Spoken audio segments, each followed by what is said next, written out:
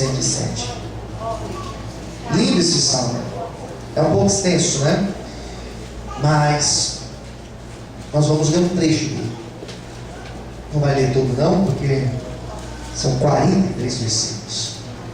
Então a gente vai ler só um trecho, a partir do versículo 23. Salmo 107, versículo de número 23 a 70. Glória a Deus. É um lindo cântico. Os que já encontraram, digam amém. Vamos ler, versículo 23. Os que descem ao mar em navios, mercando nas grandes águas, esses veem as obras do Senhor e as suas maravilhas no profundo. Pois Ele manda, e se levanta o vento tempestuoso, que eleva as suas ondas. Sobem aos céus, descem aos abismos, e sua alma se derrete em angústias. Andam e cambaleiam como ébrios, e esvaziam-se-lhes toda a sua sabedoria. Então clamam ao Senhor na sua tribulação, e Ele os livra das suas angústias. Faz cessar a tormenta e acalma-se as ondas. Então se alegram com a bonança, e Ele assim os leva ao porto desejado. Louve ao Senhor pela sua bondade, pelas suas maravilhas para com os filhos dos homens. E você diz amém? Amém. Feche os olhos e curve a sua cabeça. Senhor meu Deus e meu Pai, estamos aqui na noite de hoje, reunidos neste lugar com o propósito de adorar e de exaltar o Teu nome. Venha falar conosco, Senhor. Nos revela de uma maneira muito clara e objetiva através desta palavra que agora será ministrada. Nos abençoe, Senhor. Fala no coração deste povo que está aqui. Ministra as nossas vidas.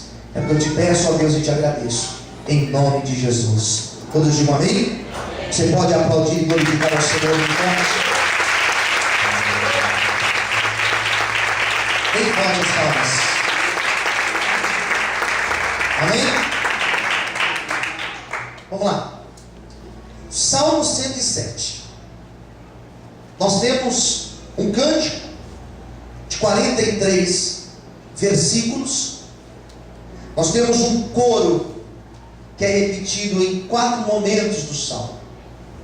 4 momentos existe uma repetição aqui, um coro, que diz da seguinte maneira: então na sua angústia clamaram ao Senhor, e Ele os livrou das suas tribulações.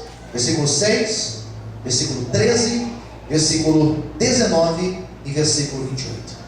Vamos falar juntos? Repita comigo. Então na sua angústia clamaram ao Senhor, e Ele os livrou das suas tribulações.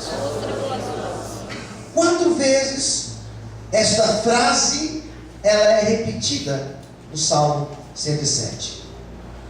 E não é à toa. Este salmo, ele vai falar de 4 situações. Versículo 1 ao 3 tem uma breve introdução. Do 4 em diante, nós teremos 4 situações apresentadas dentro do salmo. Primeira situação que é apresentada, o salmo fala sobre deserto. Interessante. Se nós pararmos para ver do versículo 4 em diante, até o versículo, se não me engano é o 9, versículo 8, se nós pararmos para ver esse trecho, fala sobre deserto. Fala de um povo que estava perdido no deserto, sem direção, e lá no deserto clamaram ao Senhor, e Deus ouviu as suas orações e os livrou das suas tribulações. Nós falamos muito de deserto. Deserto é uma coisa que se fala muito na igreja. São várias pregações que nós ouvimos, são várias histórias bíblicas que nós ouvimos que falam sobre deserto. Deserto é um lugar extremo. Deserto é um lugar difícil. Deserto é um lugar onde não tem nada. Por isso que se chama deserto. Ou melhor, não ter nada significa deserto. Ou vice-versa. Deserto é uma representação de uma grande dificuldade, de estar sozinho, de estar perdido. Porque no deserto você não encontra ruas. No deserto, à noite, durante o dia, aquele calor intenso. Você acha que é quente aqui em São Paulo, né? Você acha que é quente lá onde você mora? Você acha que é quente a Avenida Paulista? Não é quente. Quente é um deserto. São temperaturas altíssimas. São temperaturas muito elevadas, onde nenhuma plantação, ou quase nenhuma, consegue permanecer viva no lugar do deserto. São raras as plantas e os animais que conseguem sobreviver no deserto. E à noite, para ajudar, a temperatura vai lá embaixo. E o vento sopra tão forte que montanhas de areia são removidas para o outro lado. Então não adianta você decorar caminho no deserto. Porque você passa aqui e você fala, guarda esse caminho aqui tem essa montanha aqui. No outro dia, quando você passar no mesmo lugar, já não vai ter mais montanha nenhuma. Então o deserto é um lugar difícil, extremo, é um lugar vazio, é um lugar de muita dificuldade. Esse texto fala de deserto. E fala que nos desertos, quando nós clamamos a Deus, Ele ouve a nossa oração, a nossa súplica, e Ele vem com a resposta para a nossa vida. Isso é maravilhoso, irmãos. Porque me dá segurança de saber que durante o ano de 2015, eu posso até passar por desertos. Posso até enfrentar desertos na minha casa, na minha família, no meu casamento, na minha história. Mas eu não vou perder a presença de Deus comigo. Por isso que se hoje você estiver em algum deserto, saiba que a presença do Senhor, ela está contigo para te abençoar. Você pode aplaudir a Deus nessa noite? Aleluia. Amém? Fala de desertos. Os próximos versículos vão falar de prisões. Prisões. Está preso. E essas prisões por desobediência. Estar preso também é uma outra situação bem complicada. Eu faço culto em presídios. E o ambiente dentro de um presídio, dentro de uma cadeia, não sei se você já teve a experiência de estar dentro de uma cadeia, dentro de um presídio, de uma delegacia. Não sei se você já foi preso, de repente você já foi até preso, não sei. Mas é um ambiente difícil. É um ambiente que você entra e você se sente num lugar pesado. Quem está entendendo de mim? É um ambiente que você entra assim e se fala, misericórdia. Tem algumas casas que eu entro para fazer visita, você sente uma opressão. Já teve essa sensação de chegar no lugar e sentir uma opressão? Terrível. Prisão é um lugar assim, um lugar de opressão, de angústia.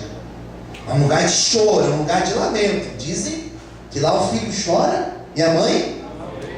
Vocês conhecem o ditado. Lá o filho chora e a mãe não vê. E eu vou te falar uma coisa, é verdade. Lá não tem como chorar. E o texto fala dessa situação de presídio, de prisão, de cadeia. E não ache você que essa época aqui, quando nós falamos de prisão, de cadeia, era algo melhor do que hoje em dia. Não, era pior do que hoje em dia. Pior do que hoje em dia, pastor? É pior do que hoje em dia. Desumano. Não que hoje seja humano, mas eram prisões terríveis. E o texto vai falar a mesma coisa. Que estando em prisões, que estando preso, estando em angústia preso, esse povo clamou ao Senhor. E quando eles clamaram a Deus, Deus ouviu o clamor desse povo. Deus abriu as prisões. Deus trouxe liberdade a este povo. Eu glorifico a Deus, porque nós servimos um Deus que nós temos intimidade com Ele.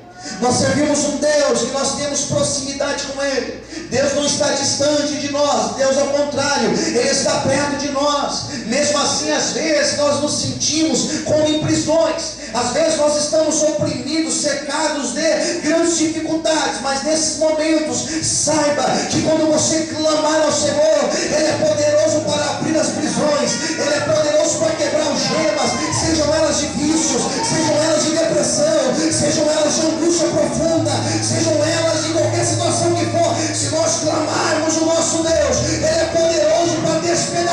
jugo, despedaçar os grilhões, despedaçar as prisões e trazer liberdade sobre a nossa vida. Eu quero hoje profetizar que esse ano de 2015 será um ano de grandes libertações na nossa vida e na nossa família.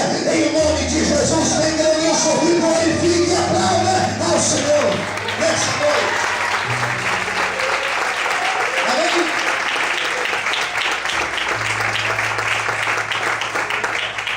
Ele fala uma terceira situação. Terceira, ele fala de enfermidade.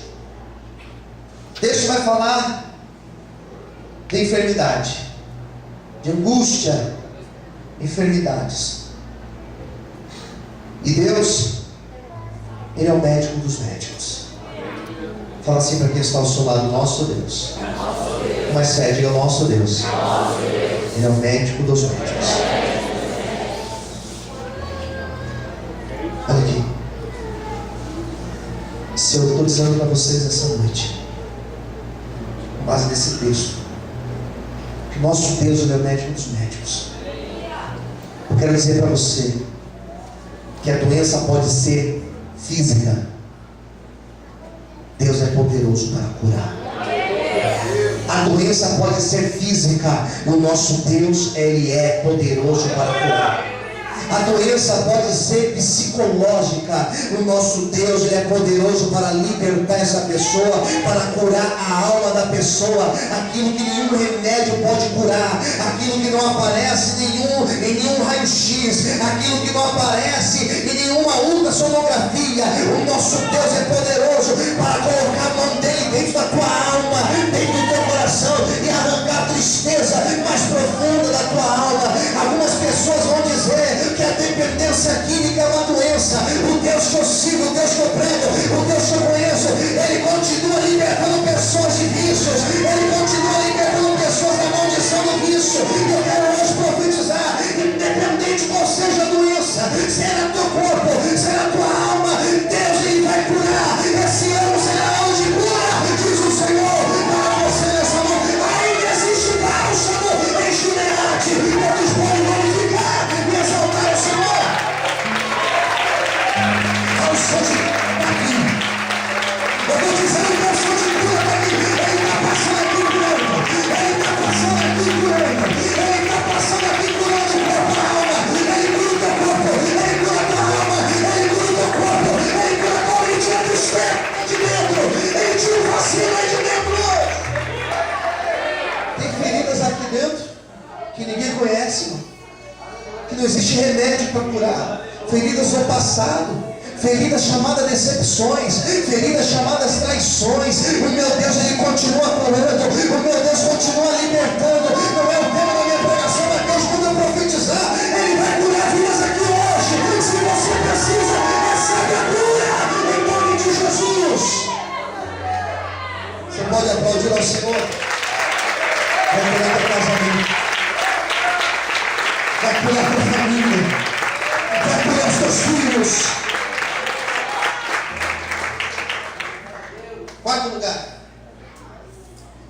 lugar. Cheguei onde eu queria chegar. O texto fala de uma grande navegação. O texto fala de uma grande navegação, uma grande embarcação, um barco muito grande. Esse texto vai falar sobre essa grande navegação. Vai falar de uma navegação em um período de tempestade. Posso ouvir amém? Amém. Os versículos que você, versículo 23 até o versículo 31, 23 ao 31, fala sobre essa navegação. E é sobre isso que eu quero comentar com você nessa noite. Primeira coisa que o texto vai falar, pega a sua Bíblia aí, por favor. Não se distraia com o movimento de crianças. Fique atento aqui. Olha o que o texto vai falar no versículo 23. Os que descem ao mar em navios, mercando nas grandes águas, ou seja, navegando nas grandes águas. Olha o que diz o 24, que é o complemento. Esses, eles veem, eles navegam, o que eles enxergam? As obras do Senhor e as suas maravilhas no profundo. Posso ouvir amém? Amém? Aqueles que estão navegando nos grandes navios, nos grandes altos mares, esses daí, eles têm o privilégio de enxergar as grandes obras de Deus. Posso ouvir amém? Amém? O que esse texto quer dizer para mim e para você? Que nós iremos enxergar, vai ser visível as obras de Deus na nossa vida, o agir de Deus na nossa vida. Às vezes temos a impressão que nada está acontecendo. Já teve essa impressão? Quem já teve? Diga amém. Se você orar por alguém, você fala, não muda.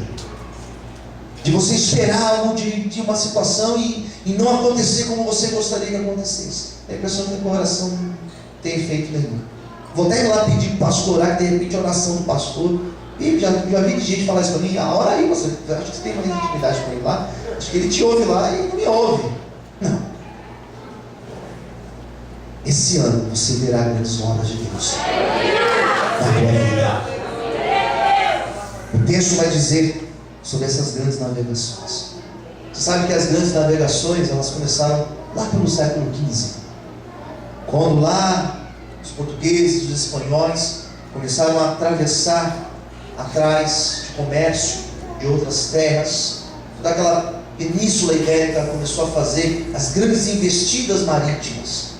Descobriram bússola, começaram a atravessar os mares, foram alcançando mares, foram alcançando os caminhos, chegaram às Índias, chegaram na América, e foi através dessas grandes expedições que todo mundo se tornou como existe hoje. É um desafio navegar. Navegar não é para qualquer um. Para navegar é preciso ter coragem. Para navegar, ainda mais, não digo hoje em dia, porque hoje em dia nós temos muitos recursos, mas nessa época aqui era muito mais complicado do que na época do século XV, quando os portugueses e os espanhóis começaram a investir nas grandes navegações. Nessa época aqui, entrar no mar era um grande desafio. Nada mais era do que um ato de fé. O que Deus está esperando de mim e de você nesse ano, para que nós possamos ver as grandes maravilhas. Deus quer que você entre no barco e que você se aventure a ir para os altos mares. E o que significa isso, pastor? O que isso tem a ver comigo? Eu não quero ser pescador, eu não quero andar de barco, eu não quero andar de navio. O que isso tem a ver com a minha vida? Sabe o que isso tem a ver comigo e com você? Chega um momento na nossa vida que não adianta, nós temos que sair do raso. Chega um momento da nossa vida que nós devemos deixar atitudes de crianças. Chega um momento da nossa vida que nós devemos deixar as atitudes infantis. E nós devemos tomar uma postura de maturidade. O ano de 2015 será um ano de maturidade espiritual, onde você vai parar de ter águas pelos seus tornozelos, onde você vai parar de ter água pelos seus joelhos, onde você vai parar de ter água pelos teus lombos. Você vai pular as águas do rio e você vai lá para o mar alto, e você terá novas experiências com Deus, e serão experiências profundas que te levarão a ver as maravilhas do Senhor na tua vida. Deus quer que você tenha fé para que você possa ver a glória dele sobre ti. Será que você pode exaltar e glorificar o Senhor? Aleluia! Só vem maravilha que crê, só vem maravilha que resolve crer. Deus quer que você ponha a sua fé em prática. Melhor, Deus mandou falar um negócio aqui. Deus vai mexer com a tua fé nesse ano. Diga para quem está ao seu lado, de alguma maneira, Deus vai mexer com a tua fé nesse ano de 2015. Vai mexer, irmão. Não tem jeito. Se for preciso, Ele vai colocar situações difíceis. Se for preciso, Ele vai apertar aqui e vai apertar ali. Se for preciso, Ele vai te levar para os altos mares, mas você vai ver a glória dele sobre a tua vida. Posso ouvir um amém? Amém. 2, versículo 25. O negócio vai ficando mais gostoso. Olha o que diz o 25. Pois ele manda. O que Deus faz? Ele? Manda. Mais alto, ele faz o quê? Manda. Deus manda.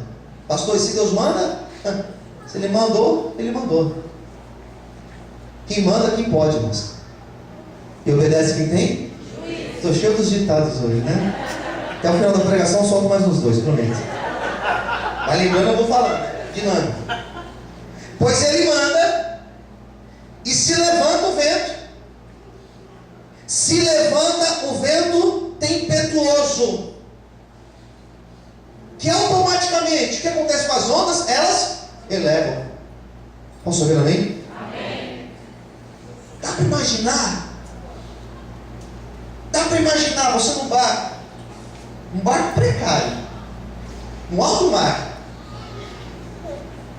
e de repente Deus fala assim: vento, sopra mais forte. Diga-se comigo, misericórdias. Porém Deus faz isso. Não assusta. Deus, ele não só acalma a tempestade, Deus manda o mar agitar. Deus não manda somente o mar acalmar, ele manda agitar. Mas depois ele manda acalmar. Posso ouvir amém? O texto diz claro, eu não estou inventando. O texto está dizendo que o diabo levanta o mar? Não. Levanta o vento? Não. O texto está dizendo que o próprio Deus, ele manda o vento.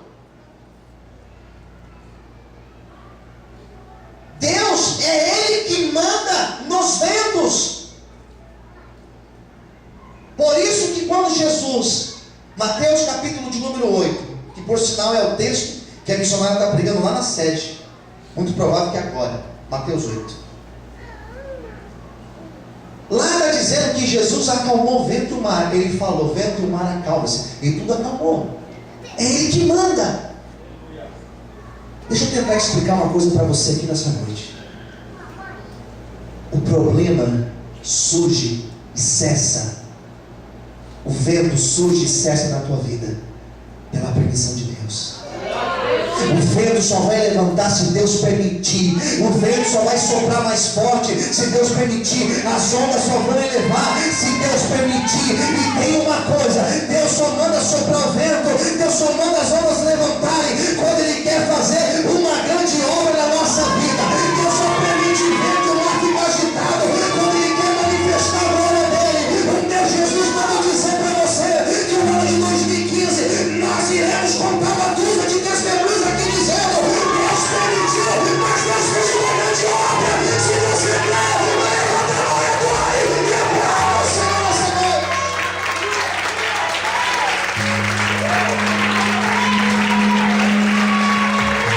Deus está aqui, Deus está falando com alguém aqui. Ele vai soprar o vento, mas Ele faz cessar o vento, Ele faz cessar o mar, Ele faz fazer balança. Diz o Senhor para ti nessa noite. Fala assim para o irmão: esse é o nosso Deus. Aleluia. Não me pergunte por quê, mas por que Deus faz isso, pastor? Eu não sei. Lá a gente pergunta para Ele. Porque poderia ser tudo mais fácil. Quem concorda, diga amém. Mas nós seríamos cada vez mais infantis, cada vez mal acostumados. Vamos ver o que diz aqui 27. É outro versículo que você tem que guardar muito no seu coração. Andam e cambaleiam como ébrios, esvaziam-se-lhes toda a sua sabedoria. Andam e cambaleiam como ébrios. O que é ébrios? Alguém sabe o que é ébrios? O que é? Já viu um bêbado andando já? Sabe como um bêbado anda, velho? Você consegue demonstrar aqui para mim como um bêbado anda? Quem tem essa ousadia de me mostrar como um bêbado anda? Quem pode me mostrar? Cadê as palmas aqui pro meu irmão?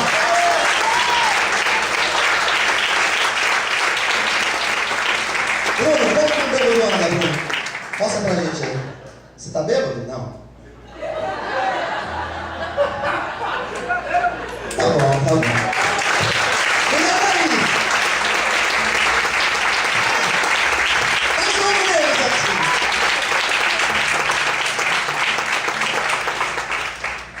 estava chegando em casa, irmão, tinha um cara. Parei o carro para estacionar, o cara foi abraçar o meu carro. Eu falei, Jesus, ele abraçou o meu carro. Tinha um vizinho na parte de cima, assim, do outro lado, ele começou a zoar o cara. Ó o vento, segura aí. Só Deus, irmãos. O texto está dizendo o quê?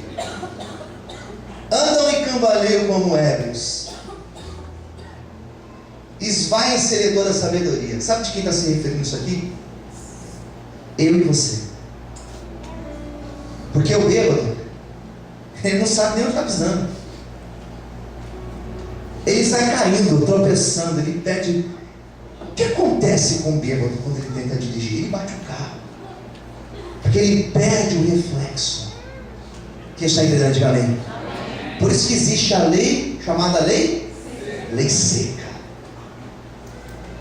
Lei seca, eu sou a favor da lei seca. Vou contar uma história. Não vou contar. Conta ou não conta? Você sabe que a gente tem um irmão aqui na igreja que é policial, né? O que acontece? Seu irmão é policial. Nem sei se eu deveria contar essas coisas. Não sei se é ético contar essas coisas. É ético o pastor Saulo contar essas coisas? Tá, então qualquer coisa, meu advogado posso ver. Hoje o irmão foi. O irmão aqui da igreja policial e tal coisa, né? E teve uma outra pessoa aí, fulana de tal, que foi parada pela polícia. Daí mandaram soltar o bafão, né? Só pra ir.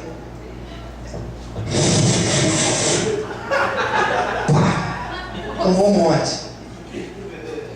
Já para a delegacia.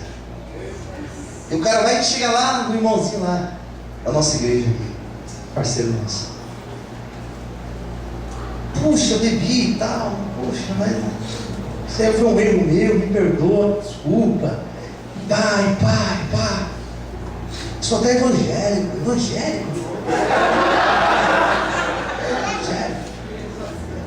Que igreja que você é? Adivinha?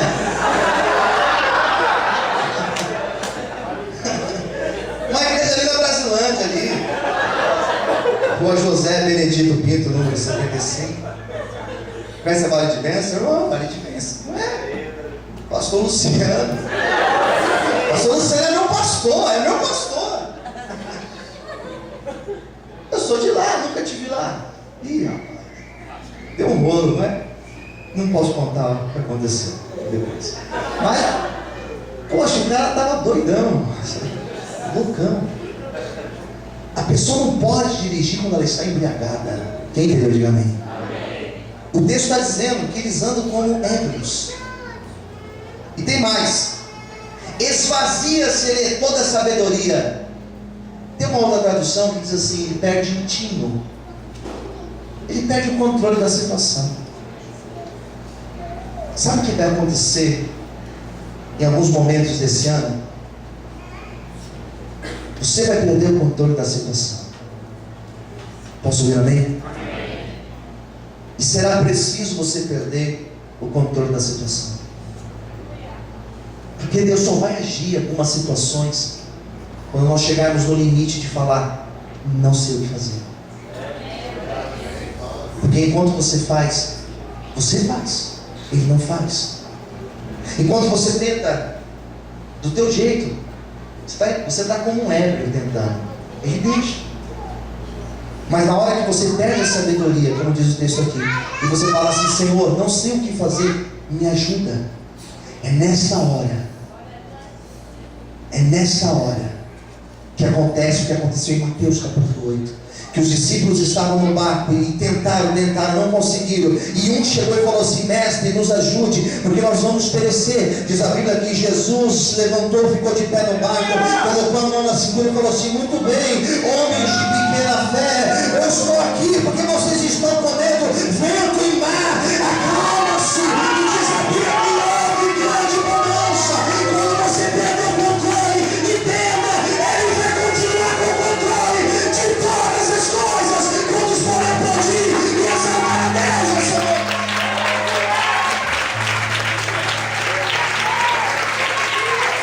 Você pode até perder o controle, mas Ele continua no controle. Ele continua no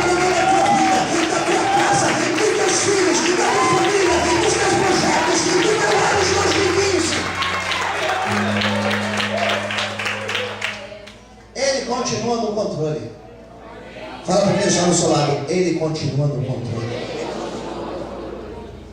Isaías capítulo 6. No ano em que morreu o rei Uzias, eu vi o Senhor assentado no alto sublime trono. O trono de Israel estava vazio, mas Deus continuava no trono. Olha o que diz o outro versículo aqui, 28. Então clamaram ao Senhor na sua tribulação, e Ele os livra das suas angústias, faz cessar a tormenta e acalma-se as ondas. Deus sempre ouvirá as nossas orações.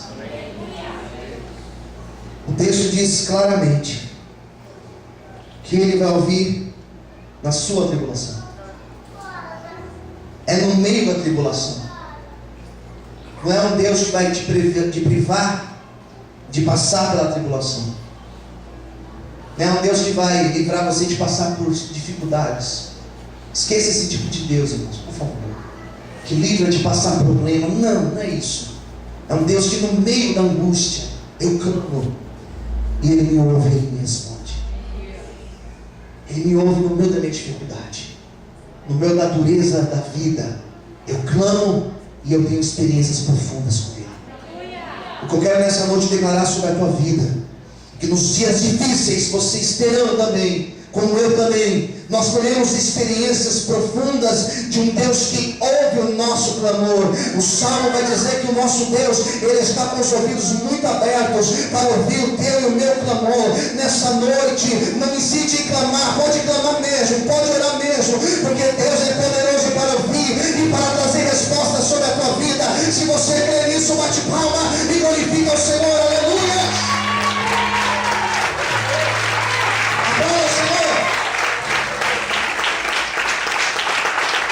Agora, faz cessar a tormenta e acalma as ondas. Versículo de número 30. Aqui encerra a pregação. Então se alegram com a bonança, e Ele assim os leva ao porto desejado, ao porto seguro, onde nós estamos tranquilos debaixo das mãos do Senhor. E o versículo 31 diz: louve ao Senhor pela sua bondade, pelas suas maravilhas para com os filhos dos homens. Deus, nessa noite Ele te toma pela tua mão e Ele vai te levar para um porto seguro. Ele vai te levar para um lugar onde você estará muito bem abrigado, porque você estará debaixo da sombra do Onipotente. Levanta sua mão para o céu, fecha os teus olhos agora, em nome de Jesus, porque Deus nessa noite, Ele te toma pela tua mão e Ele te diz: não temas, porque eu estou contigo. Quando passares pelo fogo, quando passares pelas águas, quando passares pelas tribulações, quando passares pelas lutas, não temas, porque a minha presença, ela está contigo. Não temas, não temas.